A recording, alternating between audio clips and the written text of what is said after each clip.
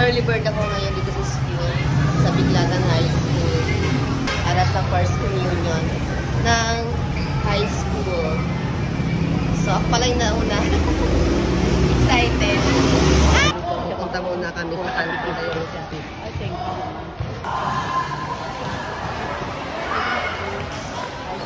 Kami ngayon sa canteen ng high school kasi mamaya pa pala ang amin. Hello, good morning. Mamaya pa pala ang aming turo. So, magka-canteen muna kami. Doon muna kami tatambay. Sa Google, ang dami. Meron kaming free breakfast. Nung nag-seminar ako, taray. Dito kami sa ano lang ako doon, wala namang bigyan kami ng gulat niya. Yan. free breakfast. Summary of pay. Mo si Montes. Summary of pay. Yung mga basic religious Maganda yung requirements. Nag-review kami ngayon ng mga ituturo namin. Yeah. Tapos meron akong isisingit na mga... Andito pa rin kami sa cafeteria. Nancy talagang teacher yan. Ito rin yung definition. Hindi pa nagsisimula. Hindi pa namin yung mga ituturo. For me, ha? Ayan. Hindi na namin. Meron naman sila dito. Sila po nagsabi. Simula na kami sa aming mission. Ito po ang ating mga catechist kasi po sila ang magbibigay sa inyo ng seminar para po maging handa ang bawat isa sa pagharap sa sakramento ng kumpil at komunyon. Tama po ba? Ayan. So, napakaswerte nyo mga bata. Kasi tayo mismo ang pinuntahan ng ating mga catechist dito sa ating school.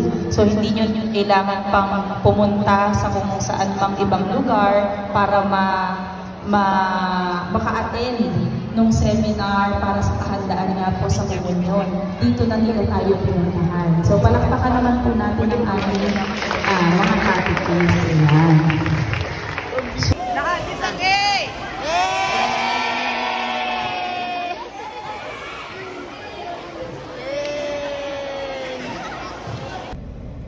Ayan, tapos na aming katekista mission dito sa school ng Biglatan High School. So, pauwi na ako. Natapos kami ng 9:30.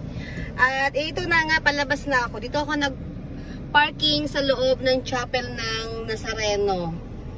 Dito sa tapat ng yung chapel dito. Dito sa Biglatan. Malapit sa school. Kaya lalabas na ako. Binuksan ko yung gate. Ayan. Ayan yung gate. Ayan, ako lang mag-isa dito sa loob ng chapel. So, binuksan ko mag-isa yung akala ko kasi kanina nakalock. So, lalabas na ako at isasarado ko ulit paglabas ng sasakyan. Ito yung simbahan. Binuksan ko yung gate. Dito sa chapel ng Nazareno Chapel. So, isasarado ko na kasi lumabas na ako. Dito kasi ako nag-parking. Isasarado ko na ngayon ang gate. Naki-parking lang ako dito sa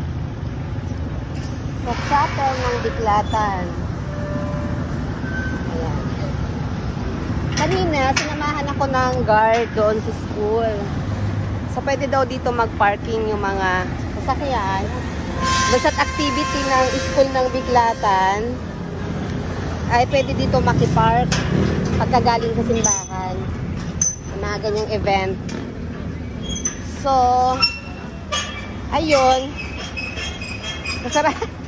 Sarado na. Ayan, basta nakasarado na. Nakasarado na siya. So, yun lang. Sarado na ang gate. Uwi na ako. Ayan.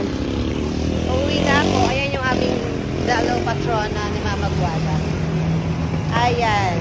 So, uwi na ako. Thank you, Lord. Sa successful naming first day na pagtuturo sa school.